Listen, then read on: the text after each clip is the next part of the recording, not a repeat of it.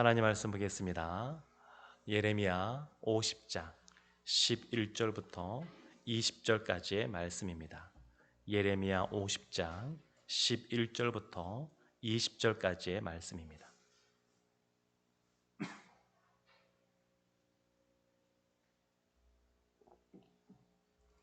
예레미야 50장 11절부터 20절까지의 말씀을 저와 여러분이 한 절씩 교독하겠습니다. 제가 먼저 보겠습니다. 나의 소유를 노력하는 자여, 너희가 즐거워하며 기뻐하고 타작하는 송아지같이 발굽을 구르며 군마같이 우는도다. 그러므로 너희의 어머니가 큰 수치를 당하리라. 너희를 낳은 자가 치욕을 당하리라. 보라, 그가 나라들 가운데의 마지막과 광야와 마른 땅과 거친 계곡이 될 것이며, 여호와의 진노로 말미암아 주민이 없어 완전히 황무지가 될 것이라. 바벨론을 지나가는 자마다 그 모든 재난에 놀라며 탄식하리로다. 바벨론을 둘러 대열을 벌이고 활을 당기는 모든 자여, 화살을 아끼지 말고 쏘라. 그가 여호와께 범죄하였음이라.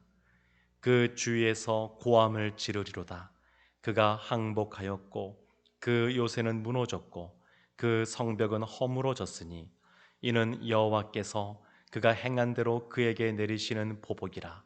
그가 행한 대로 그에게 갚으시는 도다. 파종하는 자와 추수 때에 낫을 잡은 자를 바벨론에서 끊어버리라. 사람들이 그 압박하는 칼을 두려워하여 각기 동족에게로 돌아가며 고향으로 도망하리라. 이스라엘은 흩어진 양이라. 사자들이 그를 따르도다. 처음에는 아수르 왕이 먹었고 그 다음에는 바벨론의 느부갓네살 왕이 그의 뼈를 꺾도다. 그러므로 만군의 여호와 이스라엘의 하나님이 이와 같이 말하노라. 보라, 내가 아수르의 왕을 벌한 것 같이 바벨론의 왕과 그 땅을 벌하고 이스라엘을 다시 그의 목장으로 돌아가게 하리니 그가 갈멜과 바산에서 양을 기를 것이며 그의 마음이 에브라임과 길라산에서 만족하리라. 여호와의 말씀이니라.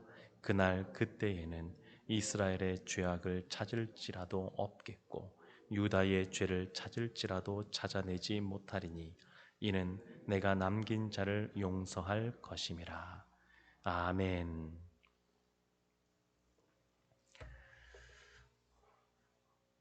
오늘 말씀은 어찌 보면 어제 봤던 그 본문의 말씀과 쌍을 이룬 것 같습니다.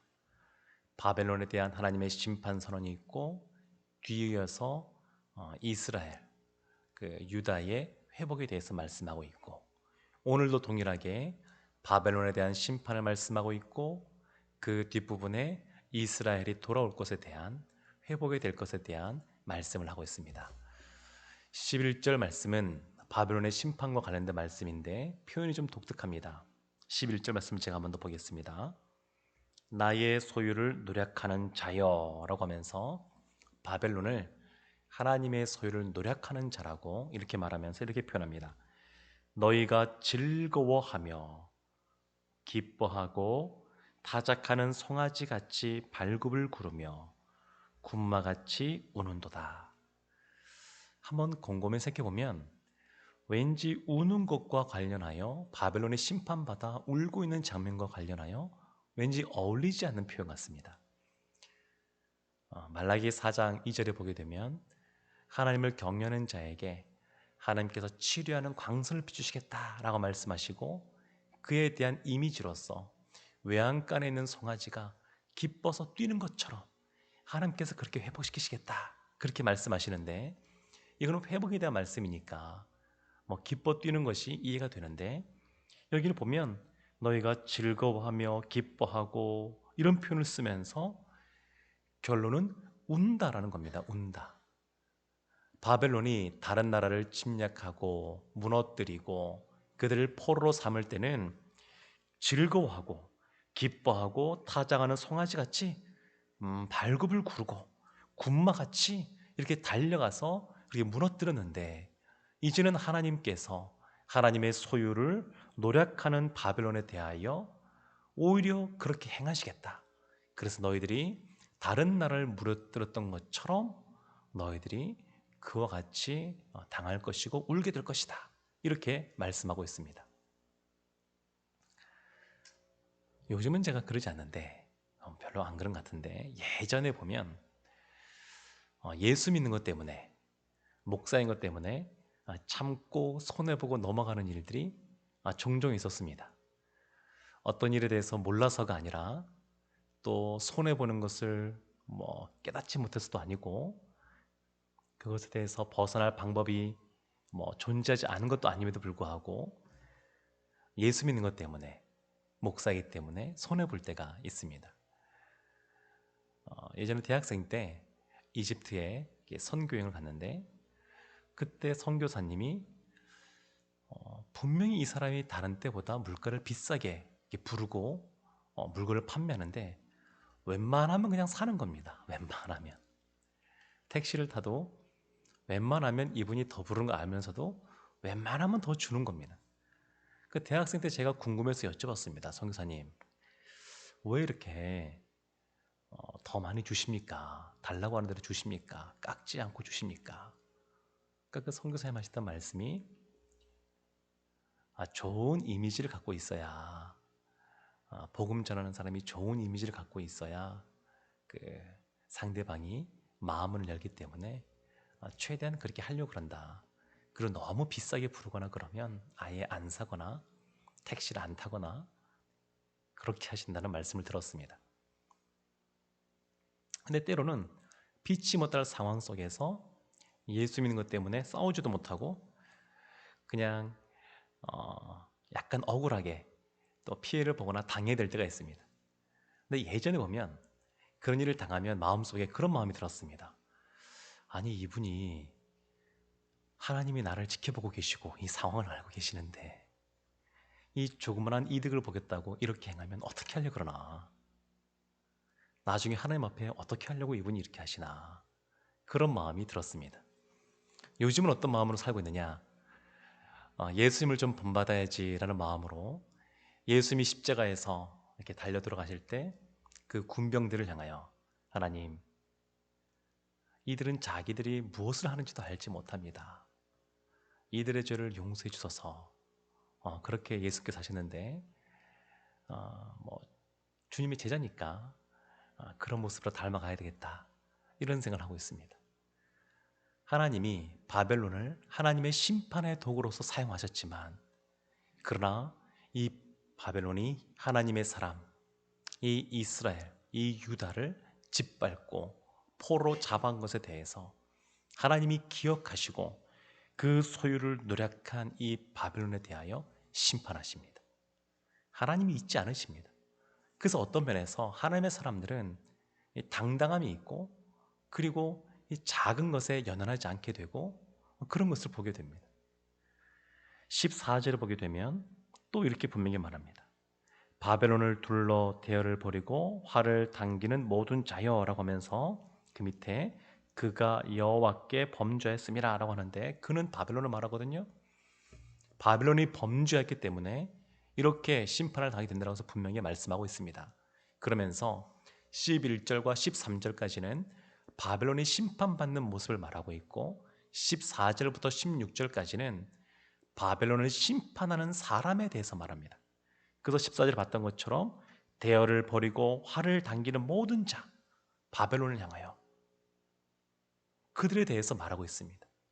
그러니까 하나님은 하나님의 사람을 잊지 않으십니다.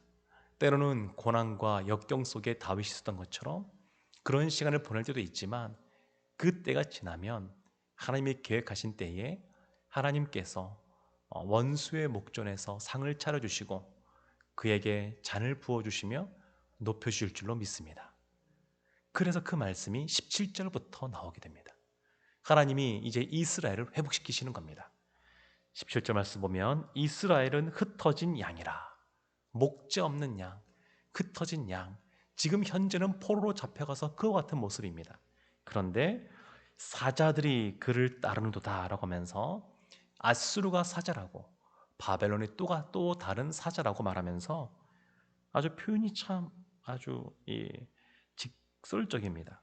아수르 왕이 처음에는 아수르 왕이 먹었고 그 다음에는 바벨론의 왕이 그의 뼈까지 발라먹었다. 이렇게 표현하는 겁니다. 아수르가 북이스라엘을 무너뜨렸고 바벨론이 그 남유다를 무너뜨렸는데 그냥 뼈까지 발라먹었다. 이렇게 이야기하고 있습니다. 이만큼 바벨론이 흩어진 양으로서 그 어떤 상황을 벌어졌지만 그러나 결국 19절을 보게 되면 이스라엘을 다시 그의 목장으로 돌아가게 하리니 하나님이 다시 돌리신다는 겁니다. 그러면서 갈멜과 바산, 여기서 양을 기른다고 그러는데 이 갈멜과 바산은 양을 치기 좋은 곳으로 유명한 곳입니다. 고원이 있는 곳인데 그곳으로 돌아갈 것이라고. 그리고 그의 마음이 에브라임과 길르앗산, 이 길르앗 이런 곳은 굉장히 아름다운, 그 앞에 강이 흐르고 아름다운 산으로서 이렇게 유명한데 그렇게 그곳에서 만족을 누리게 될 것이다 이렇게 말하고 있습니다. 그러니까 하나님께서 일상으로 돌이키겠다는 겁니다. 만족함이 있는 그러한 일상으로 이 이스라엘을 회복시키시겠다 이렇게 말씀하고 있습니다. 오늘 본문의 말씀에서 가장 중요하고 또 가장 눈에 띄는 표현은 20절 말씀입니다. 20절에 이렇게 기록되어 있습니다.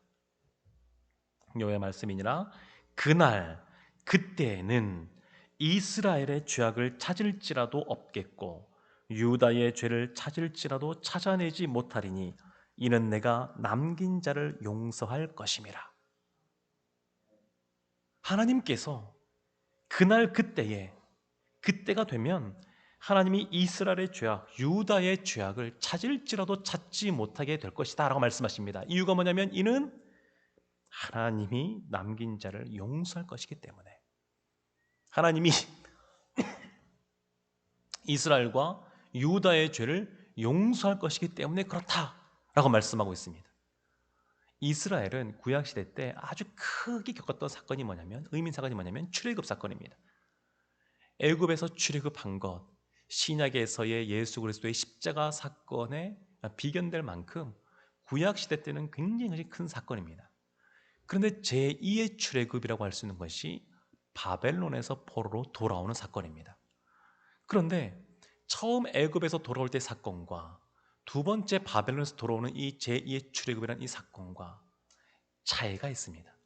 둘 다 포로로 있다가 돌아왔다라고 하는 공통점은 있지만 차이가 뭐냐면 첫 번째 출애굽에서는 모세도 여호수아도 그 누구도 그들에게 죄가 없다 이런 선언을 들은 적이 없습니다.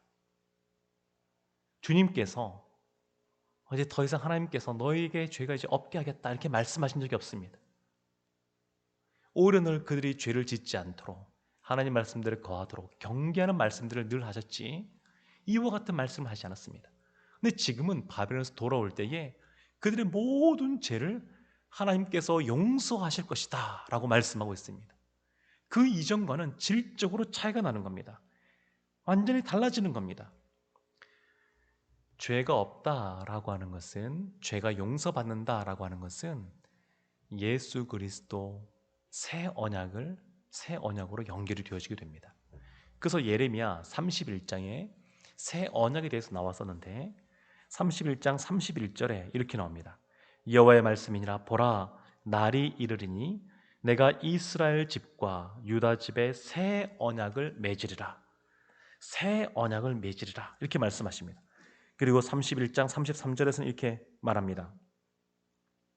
그러나 그날 후에 내가 이스라엘 집과 맺을 언약은 이러하니 곧 내가 나의 법을 그들의 속에 두며 그들의 마음에 기록하여. 이전과 달라진 것이 뭐냐면 새 언약이 오면 그전에는 율법이 주어졌지만 이스라엘이 감당할 수가 없었습니다. 그것을 온전히 지킬 수가 없었습니다. 근데 이제 새 언약 예수 그리스도가 오게 되어지게 되면 하나님께서 그 마음에 그 법을 두시겠다는 겁니다. 그들의 속에 하나님께서 법을 두시고 그 말씀을 기록해 놓으시겠다고 말씀하고 있습니다. 그래서 감당할 수가 있습니다. 예수 그리스도가 오시면 새 언약 때문에 새 언약이 오면 그것 때문에 그것이 우리 마음속에 심어지기 때문에 우리가 죄를 짓지 않을 수가 있고 죄를 지은 것에 대해서 용서받는 삶을 살 수가 있습니다. 34절에 보면 그래서 이렇게 나옵니다. 예레미야 31장 34절에 그들이 다시는 이라고 하면서 마지막 부분에 다시는 그 죄를 기억하지 아니하니라. 여호와의 말씀이니라. 새 언약 예수 그리스도의 십자가의 보혈로 말미암아 용서함 받은 사람은 하나님께서 다시는 그 죄악을 기억하지 않겠다고 말씀하고 계십니다.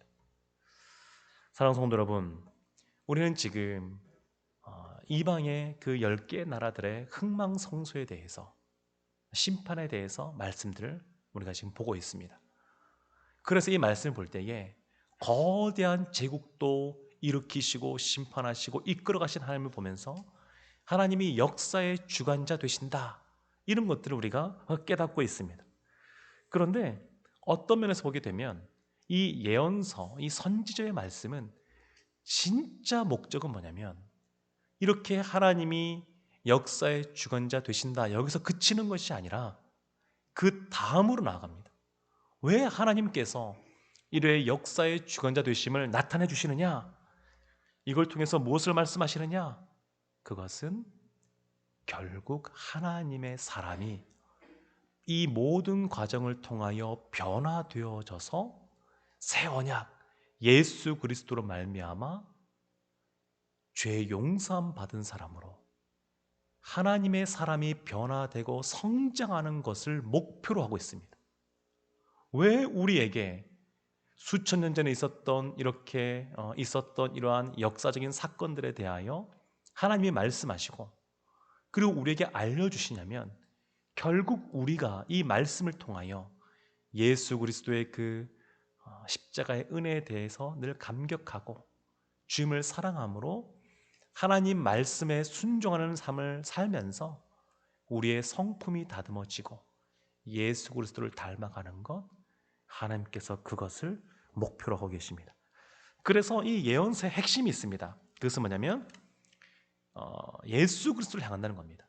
결국 구약의 이 모든 예언서들, 선지서들은 보게 되면 다시 오실 그 메시아, 이 땅에 오실 그리스도, 그분에게 맞추어져 있습니다. 왜냐하면 우리는 우리의 죄를 해결할 수 없기 때문에 하나님이 예수 그리스도를 말미암아 우리의 마음속에 새 영을 부어주시고 새 마음을 주시고 새 사람이 되게 주셔야 우리가 이 죄의 문제에서 벗어날 수 있기 때문에, 하나님이 원하시는 사람으로 나아갈 수 있기 때문에 하나님께서 이 예언서의 말씀들을 통하여 예수 그리스도를 바라보게 하십니다. 사랑하는 성도 여러분, 우리는 이미 예수 그리스도로 말미암아 죄의 용서함 받고 하나님으로 말미암아 예수 그리스도를 닮아가는 사람이신 줄로 믿습니다. 그런 은혜를 우리가 이미 누리고 있습니다. 그리고 오늘 말씀들을 통하여서 다시 한 번 더 우리가 십자가의 은혜 가운데 또 이와 같은 사랑을 받고 있다고 하는 것, 죄의 용서함 받고 있다고 하는 것, 하나님의 은혜 가운데 거하고 있다고 하는 것을 다시 한 번 더 깨달으시고 또 우리의 변화를 위하여 하나님이 이 역사를 움직이고 계시는구나. 지금 열강들 보게 되면 그들의 나라의 이익을 위하여 움직이는 것 같고 약육 강식에 새긴 것 같고 하지만 결국 이 모든 것들은 하나님의 사람인 우리들로 하여금 하나님을 더 바라보게 하고 회복을 경험하게 하고 또 죄 용서 받은 사람으로서 은혜 가운데 거하게 하기 위하여 이 모든 것들이 진행되고 있다라고 하는 것을 믿으시기를 바랍니다. 하나님의 은혜가 오늘도 우리 가운데 임하여 우리의 성품을 변화시키고 예수 그리스도를 닮아가고 예수 안에서 우리의 영혼의 만족함을 누리고 기뻐하고 즐거워하는 그러한 한 날 되시기를 주님의 이름으로 축원합니다. 아멘. 기도하겠습니다. 하나님, 오늘 이 이스라엘의 회복에 대한 말씀을 보면서 하나님이 얼마나 우리를 사랑하시는지, 오랜 세월 동안 새 언약이신 예수 그리스도가 오실 것을 준비하시고 예언하시고 그리고 오늘날 우리가 그 예수 그리스도의 오심으로 말미암아 죄인이었음에도 불구하고 죄 용서함 받고 의인이란 칭함 받으며 구원의 감격 속에 살아가게 하시니 감사를 드립니다. 날마다 날마다 우리가 아침에 눈을 떠서 하나님 앞에 나올 때마다 하나님이 우리를 얼마나 사랑하시는지, 하나님이 얼마나 우리 가운데 놀라운 은혜를 베풀어 주시는지 늘 감격 속에 살아가는 저희들 되게 하여 주옵소서. 이스라엘 민족 가운데 하나님께서 날마다 만나를 주던 것처럼 오늘도 우리에게 일용할 양식, 일용할 은혜를 허락하여 주셔서 늘 하나님 안에서 감사하며 찬송하며 살아갈 수 있는 우리 성도님들 되게 하여 주옵소서. 예수님의 이름으로 기도합니다. 아멘.